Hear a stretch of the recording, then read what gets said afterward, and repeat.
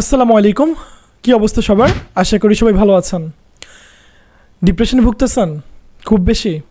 আচ্ছা, একজন মুসলিম হয়ে আপনারা যারা ভিডিওতে মুসলিমরা দেখতেছেন ইসলাম ধর্মগ্রন্থের, আপনি কি জানেন যে ডিপ্রেশন থেকে বের হওয়ার সবচেয়ে বড় অস্ত্র কি ইসলামিক দিক থেকে? দুরুদ শরীফ। এবার আবার ভিডিওতে এটা বললেন না যে আপনাকে দুরুদ শরীফ পাঠ করা শিখাবো। যদি একজন মুসলিম হয়ে আপনি দুরুদ পাঠ করতে না পারেন তাহলে এর চাইতে লজ্জার কিছু হয় না।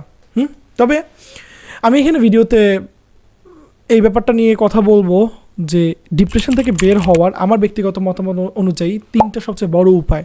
আমার অনেক বেশি প্রচণ্ড মেজাজ গরম হয়, জানেন যে বর্তমানে ইয়াং জেনারেশন ডিপ্রেশন থেকে বের হওয়ার জন্য বেছে নেয় কি জানেন? নেশা করা, স্মোক করা, এই ধরনের কাজ কারবার। আল্লাহ মাফ করুক। টেনশনে যত বেশি আপনি থাকবেন তত বেশি দূর ছড়ি পাঠ করবেন, এটা আপনাকে দূরে রাখবে। তবে সেই সাথে আর তিনটা কাজ।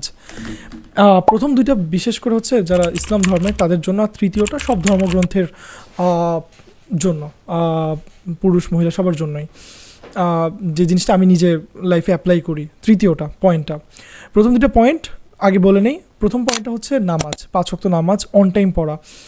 পুরুষরা হচ্ছে জামাতে পড়া এবং মহিলারা অন টাইম বাসায় পড়ে নেয়। দেখেন, আমি এটা বিশ্বাস করি, আপনি একবার নামাজটা পড়া শুরু করেন, 5 ওয়াক্ত নামাজ অন টাইম, দেখবেন আপনি অনেক বেশি প্রশান্তিতে থাকবেন। ট্রাস্ট মি, টেনশন থেকে অনেক দূরে থাকবেন।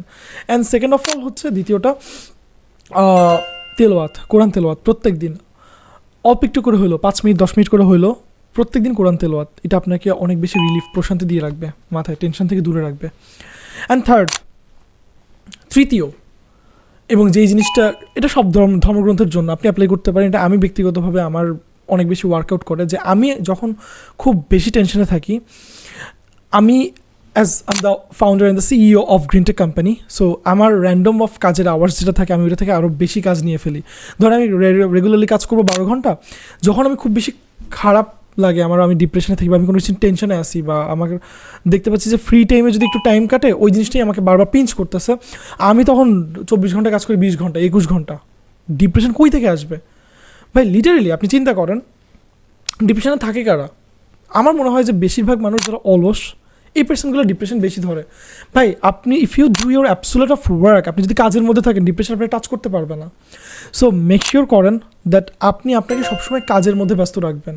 আল্লাহর হস্তে অনেক হয়েছে, ফ্রি সময় Facebook Messenger, YouTube reels, hang out, এইসবের জন্য লাইফ পড়ে আছে। সো নিজের কাজের মধ্যে ব্যস্ত রাখেন, দেখবেন ডিপ্রেশন কই থেকে জাস্ট দৌড়ায় পালায়। অলরাইট, সবাই ভালো থাকবেন, সুস্থ থাকবেন। আল্লাহ হাফেজ, আসসালামু আলাইকুম।